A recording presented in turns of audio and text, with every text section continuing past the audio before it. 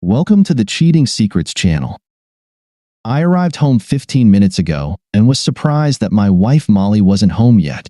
She often stayed late at work a few times a week, but usually she would still get home before me and have dinner ready by the time I walked through the door.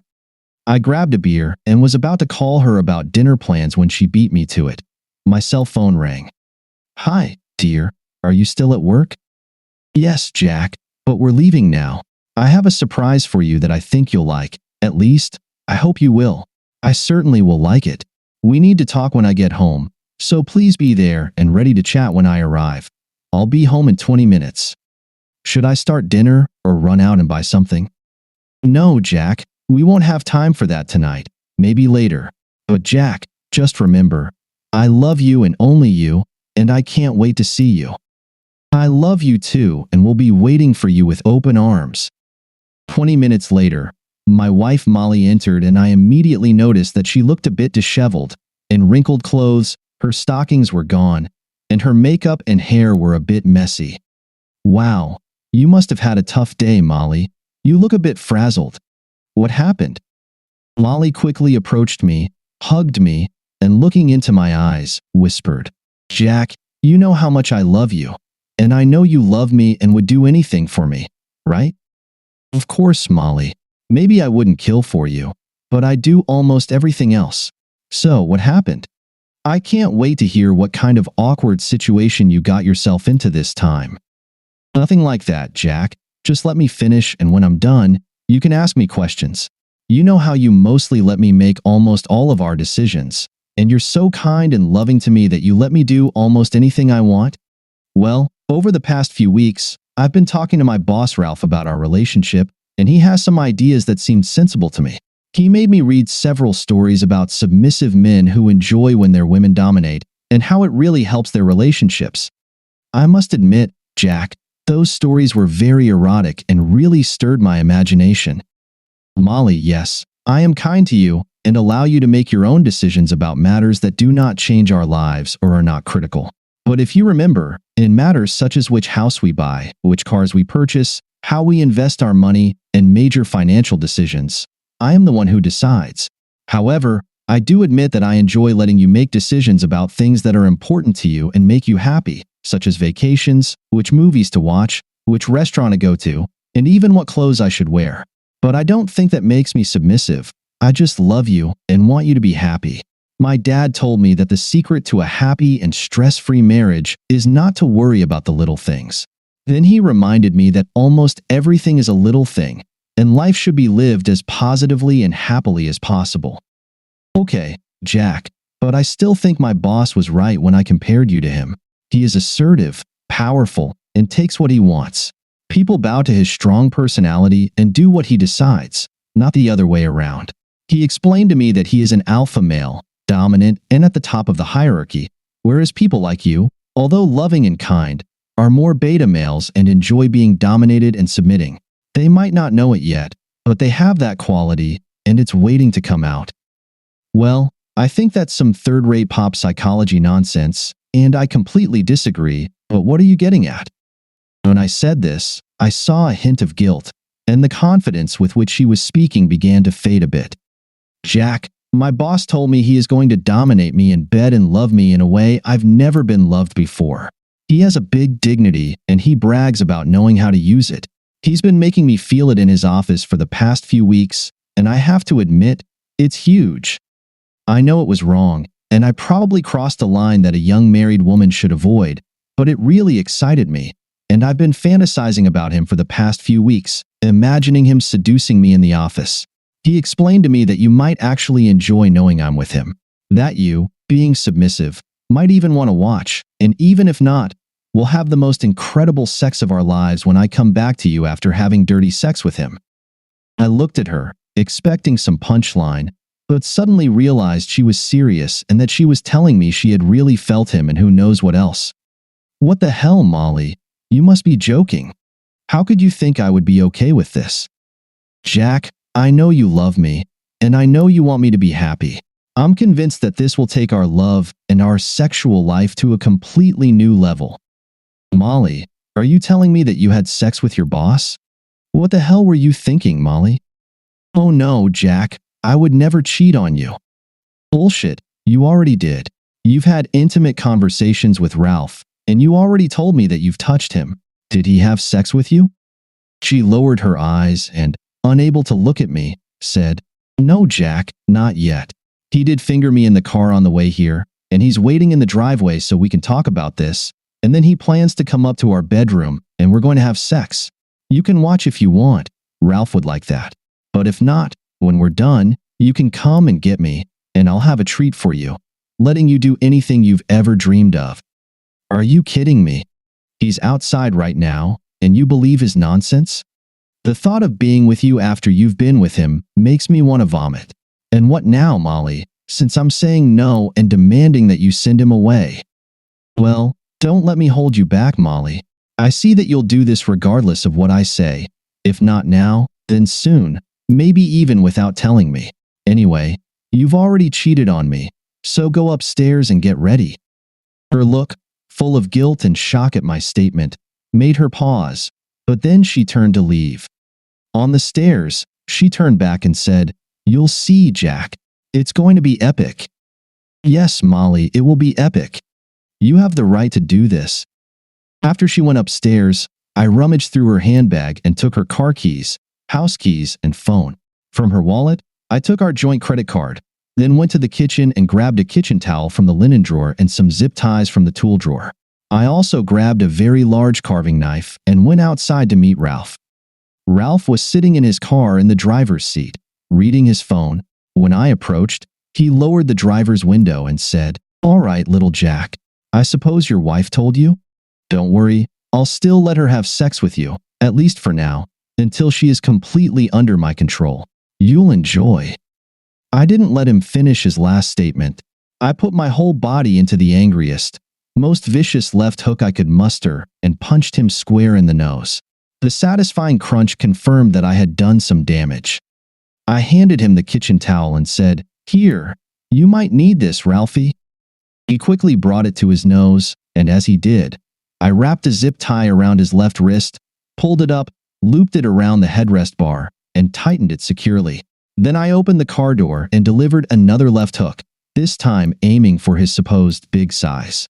He doubled over in the seat, curling up as much as he could with his left wrist tied to the headrest, grabbing the steering wheel with his right hand and screaming in pain. I immediately took the opportunity to zip tie his right hand to the steering wheel. I leaned into his face and said, So, the big, strong, dominant alpha male has issues with self-assertion? What a pathetic sack of crap. You have misjudged this situation as badly as possible, and you will learn from your mistakes. Unfortunately for you, Molly is expecting something epic, so let's give it to her. I picked up a water hose that was lying in the grass. Attached to it was a perfectly fitting steel spray nozzle. I swung it and shattered the side window into a mass of shards, scattering them across the seat and floor of the car. Then I went to the front of the car and struck the windshield. Although I didn't manage to break it, I filled it with cracks and dents, as if the car had been hit by golf ball-sized hail. I smashed the headlights too, which gave me immense satisfaction. I returned to the driver's window and, laughing, said, I think you might need to do some work on your car. Then I pulled the knife from my back pocket, quickly leaned into the car, and pressed the knife to his neck. In my most menacing voice, I hissed, How many times have you slept with my wife, trying to convince her that I would let this happen? I saw the fear in his eyes as he stammered, Only twice in the last few weeks. It meant nothing. It was just sex for both her and me. Just let me go, and you'll never see me again. I looked at him as if he were some pathetic form of scum. I'm not going to kill you, at least not right now. But if I hear anything from the police, or if I have any other problems regarding our little conversation today, then I will come back to find you. If you go to the police, I will most likely go to jail. Maybe I'll get out on bail, maybe not. Maybe I'll serve some time, maybe not. Either way, at some point in your future, I will find you. Maybe in a parking lot on your way to your car. Maybe in an elevator at work. I will find you, slit your throat, and spit in your face while I watch you die. It's your choice. This could be the last time you see me, or you can keep looking over your shoulder for the next week, month, or year until the time comes to end you.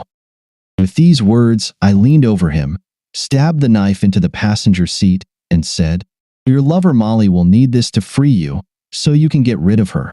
Or maybe she'll take you to the emergency room. Whatever, just make sure you get her out of my sight." I went into the house, and when Molly heard the front door close, she called from the bedroom, "Is that you, Ralph? Come and take me. Did you sort things out with Jack?" My first thought was, what an incredible fool. Who was this woman? I replied, "Molly, Ralph is in the car. He wants you to go out and talk to him. It seems he might have changed his mind." A minute later, Molly came downstairs, dressed in the lingerie I had bought her and a robe she had thrown on. "What happened, Jack? Did you reassure him that everything was okay?" "Molly, I assured him that his future depends on his actions. You should probably go out and talk to him." She looked at me in confusion and said, "Jack, please remember that I love you, and this will make us stronger." "Of course, Molly. I already feel stronger." She smiled and walked out the front door, and I immediately locked it behind her. I went to the garage and pressed the button to open the garage door, and as I headed upstairs, I heard her shouting, "What have you done? Jack, come here." I ignored her words, went up to the bedroom, and pulled out one of our suitcases. I grabbed a good handful of clothes from her drawers, including lingerie, bras, and socks.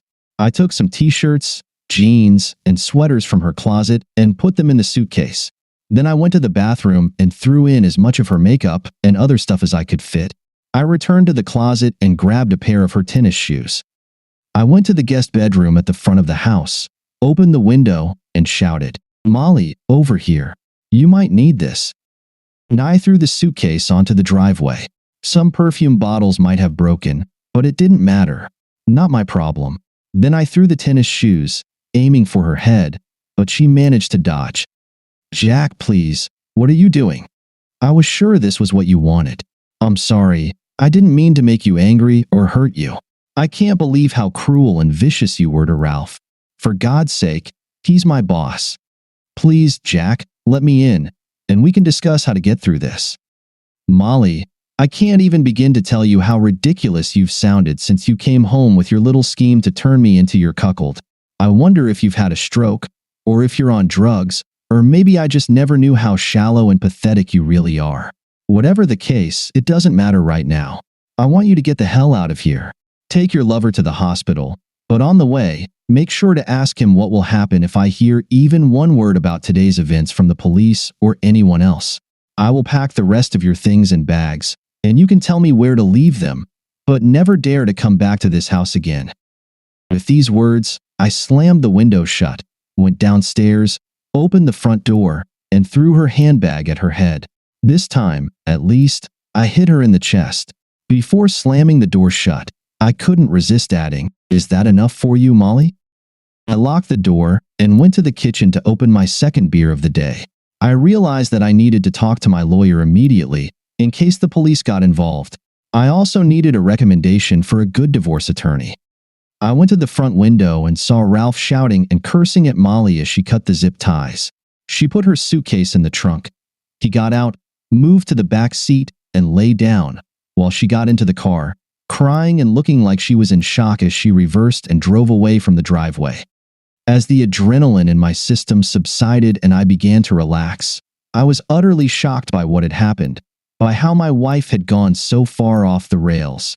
I was amazed and somewhat frightened by what I had done to her boss in a fit of rage. I had been too close to slitting his throat, and now I realized he simply wasn't worth it. I laughed when I thought about the crap he fed her, claiming he was an alpha and I was a beta.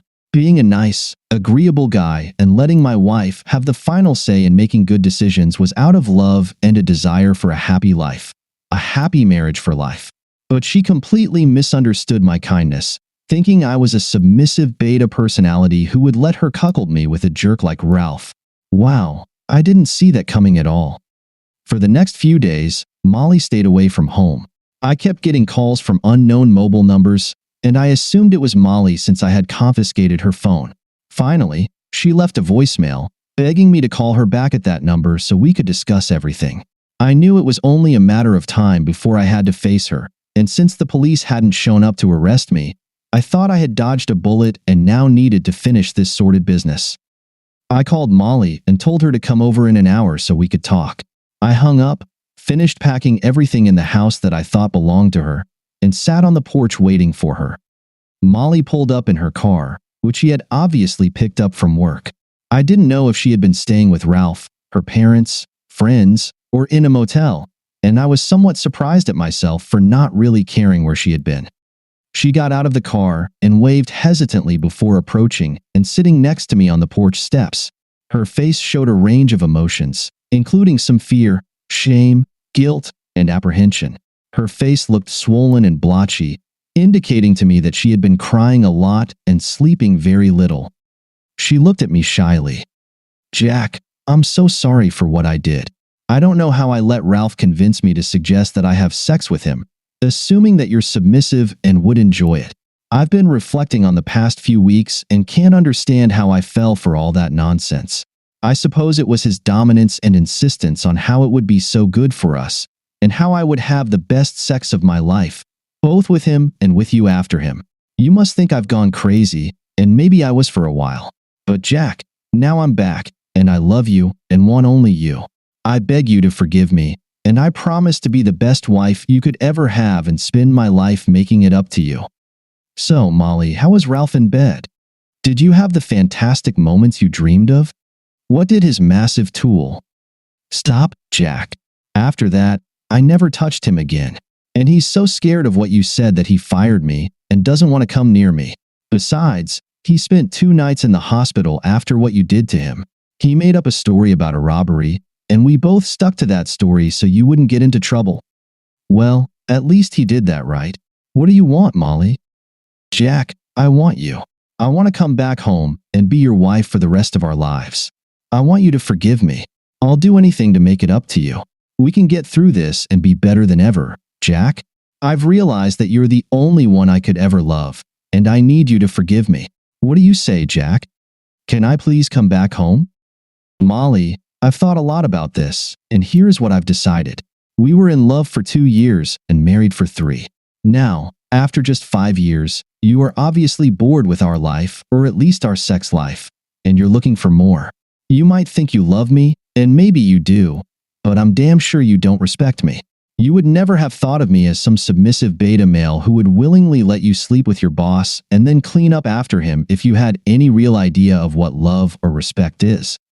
Besides, Molly, you did cheat on me. Ralph said you had sex with him at least a few times over the past weeks, while he was convincing you of this alpha/beta nonsense. Your lust outweighed the vows and promises you made to me, and that's after just 5 years. What will happen in 7, 10, 15, or 20 years? How many times will you get bored and break those vows? Jack, I will never do that to you again. You already did it, Molly, so don't say never. No, I've thought a lot about this. We don't have kids, we don't have much savings, and our only real asset is the house, which has very little equity. I've decided, Molly, that the risk of staying with you is much greater than any benefit. I'm convinced it's only a matter of time before you justify another affair to yourself, and given the regrettable experience with Ralph, next time you'll just do it behind my back. I no longer trust you, and worse, I've lost respect for you. I can't be with someone who doesn't respect me and whom I no longer respect. Molly began to cry as I explained my decision, and now she was sobbing as I told her we were finished. Molly, we're getting a divorce. You'll keep your car, and I'll keep mine. We can split our savings and sell the house. We're both still young, and I hope to start over with someone who will love and respect me for who I am. I've already hired a divorce lawyer, so we can do this amicably, or you can hire your own lawyer. Now let's load your things into the car, and you can leave and love as many alpha males with big sizes as you wish. I'll start moving out next week so we can put the house on the market. No, Jack. No. You have to forgive me. I need you. I love you. I really do respect you. It was just a mistake I was drawn into. You have to forgive me. Molly, I'm sorry, but I've said all I have to say. Now it's time to move on with our lives. And if our paths cross in the future, let's just be polite and say hello, but keep walking, and I hope you find what you need. With that, I started loading her things into the car, And when we were done, I just looked at her, said goodbye, went into the house, and closed the door on our marriage. Thank you for listening until the end. See you in the next episode of Cheating Secrets. Take care of yourself and your loved ones. Goodbye.